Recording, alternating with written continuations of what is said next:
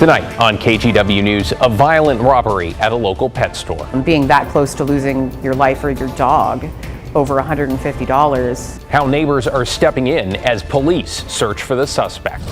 Also tonight, KGW looks into why some residents with disabilities have been stuck inside for weeks with no working elevator. Life, I miss New Year's, I miss Christmas. I'm sticking home. If I feel like I'm jailed, I'm going nuts up there. Then, better check the label, why the Surgeon General wants to add a whole new list of warnings to alcohol. Where we want people to have facts so that they can make the right decision for themselves. And later, why this year's flu season is shaping up to be much worse than the last.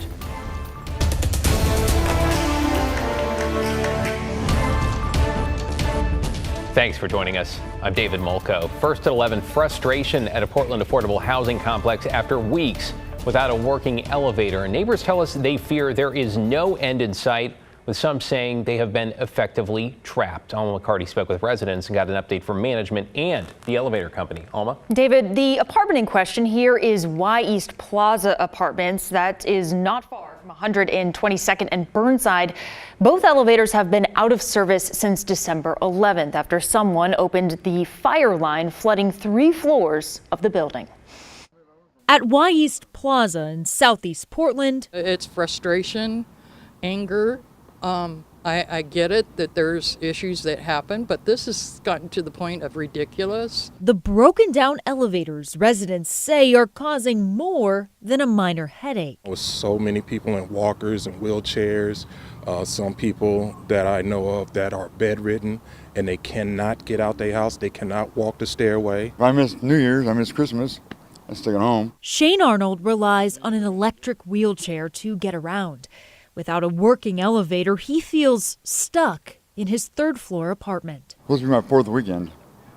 Right now, this weekend here, will be my 4th weekend. I'm making a walk downstairs like this, but I can't get anywhere. Who wants to be in their house all the time? You know, that's no life. Margie Shrake, who lives on the 2nd floor, told me she fell down the stairs Christmas Day. Get the elevators fixed. Address people that live here. Be human. I mean, I'm sorry, I'm just frustrated right now. Reach Community Development, which runs the complex, says the elevators were rendered inoperable due to significant flooding, impacting 3 floors and the elevator pit. They've been trying to dry it out, and it's going on, I want to say about a month now. Management says they don't have a timeline for the repairs, but they're, quote, working diligently to address the situation, calling the service provider, TK Elevator Corporation, slow to respond. We also reached out to TK Elevator directly. A spokesperson told KGW they're actively working with building officials, but say due to recent flooding, our team must wait until the electrical components are completely dry before we are able to safely conduct a thorough assessment. Neighbors hope that's sooner rather than later. This is a community with a lot of disabled residents. You know, this should be priority number 1. Now, as part of Reach's statement, a spokesperson wrote that they are working with residents with mobility challenges to address their needs and determine if moving anyone is necessary. Although some of the folks I spoke with say that they haven't been fully updated and would like to be kept in the loop. Yeah, David? you can definitely feel their frustration. Thank you, Alma. Appreciate your reporting there. To get you caught up on tonight's other headlines now, the death of a woman whose body was found in an RV in Wilsonville New Year's Eve is now being investigated as a homicide.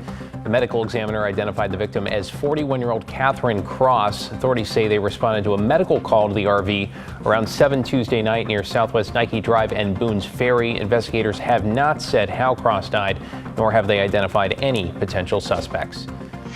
A man accused of murdering a Portland hotel security guard more than 2 years ago has now had his murder charge dropped. In May 2022, Sir Charles Jones was patrolling outside the Marriott Residence Inn on the South Waterfront when he was shot and killed. Last February, Cedric Washington Jr.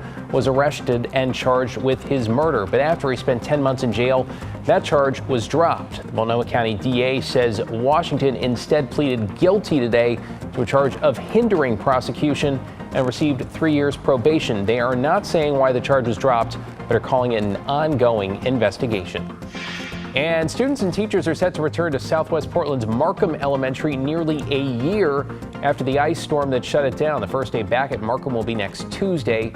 The school was severely damaged by the storm, with students spread across 4 campuses during those repairs. Speaking of winter weather, by the way, Celine Stevens is in for Matt. Celine, thankfully no ice storm, knock on wood, on the horizon. So how's the weekend looking? Right, definitely not. Luckily, just rain. Okay, we're going to be seeing showers throughout the weekend. Nothing too excessive, though, just a bit of those showers Saturday and Sunday as well. We do have a dry streak coming up soon, but we're not there yet. And so right now we were dealing with the showers throughout the day. As we've gone later on into the evening, things have started to dry up. We're sitting at 44 degrees right now. A little windy, winds blowing at 13 miles per hour. And you'll see on the satellite over the last few hours, again, that rain really moving through the area in the morning and the afternoon. We then saw some cloud breaks and even some sunshine around between noon to 2 p.m. today. And that's continued throughout the evening. Scattered showers again. It'll come through very quickly and then sort of fade off, and that's going to be the theme throughout the evening until we get to Saturday when our next system moves in. So that's what we're looking at right now. Saturday 9:30, next system pushes in. This one bringing even more snow to the mountains. Don't forget, we still have that winter weather advisory in effect for the Cascades. So this continues through Saturday all throughout the day until we get to the evening hours. Still continuing. Most of the snowfall also falling Saturday evening. We could be seeing 1 to 5 inches of snow tonight, and then as we get into the weekend, they could see an additional 8 inches, up to 8 inches along some of the passes. So this continues Sunday. We see another small system push through into Monday, and then finally we'll get a little break and things will start to turn dry as we get into the rest of next week. But again, taking a look at that winter weather advisory that's extended until Sunday morning, again, up to 8 inches of snow on the passes, up to 18 in those higher elevations above 5,500 feet. And so taking a quick look at tomorrow, 43 degrees to start today. We start off dry. By noon, we're in the mid 40s, and here comes the rain. And then by 4 p.m., upper 40s. Again, rain sticking around at least through early Sunday. We'll talk more, though, in the full forecast a bit later. David? Not too bad for the first weekend of a new year. Thanks, Celine. And as champagne bottles hit recycling bins across the country tonight, top federal health officials are warning people about the link between alcohol and the risk of cancer, saying it is so serious they want to make big changes to labels to raise awareness, and they're asking Congress to help get it done. Catherine Cook's in the newsroom with those details. Catherine? David, Congress would need to approve new alcohol warning labels, which haven't been updated for 40 years. Right now, they warn against drinking while pregnant, driving, or operating machinery, but health officials say people should also know about cancer risks while drinking. As many Americans embrace a post-holiday break from alcohol, there's a new advisory to consider all year. On Friday, U.S. Surgeon General Vivek Murthy warned of the link between alcohol and cancer.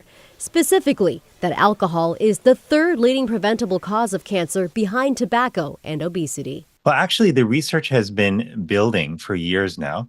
We've had more and more evidence that keeps accumulating year by year.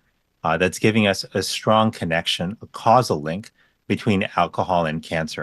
Murthy wants to see the advisory added to current warning labels on alcoholic drinks, though doing so would take an act of Congress. We know that having that advisory, having that label on the bottle or can would make a big difference in raising awareness. Dr. Tom Jean is Deputy State Health Officer and epidemiologist at the Oregon Health Authority. He says every year, more than 2,500 Oregonians die from alcohol-related causes. It's one reason OHA launched Rethink the Drink. The campaign doesn't tell people not to drink, but offers fact-based information to help people make the right decision for themselves. Think about ways that they can be healthy in their communities, support other people who may not want to drink or to drink less. And, every level of drinking, whether you're drinking multiple drinks a day or just one drink, every once in a while, drinking less will be healthier for you. Right now, national guidelines recommend no more than 2 drinks a day for men and 1 or fewer drinks a day for women. Still, the Surgeon General's report notes that even 1 or 2 drinks a day increases the risk of cancer, not just heavy drinking. And those national drinking guidelines expire this year, so health officials will reassess and could change them. David? I have a feeling this is the beginning of a national and local conversation around this. Thanks, Catherine. Also in health headlines, we want to tell you about another dispute between an Oregon healthcare provider and a major insurance company. It turns out Salem Health is no longer in network for Regence members. For months, both sides have been quite public about their inability to agree on the amount Regence should pay Salem Health. Regence says Salem Health has refused to back down from a steep price jump. Salem Health says Regence hasn't agreed to, quote, fair market terms, citing comparisons with other insurance providers.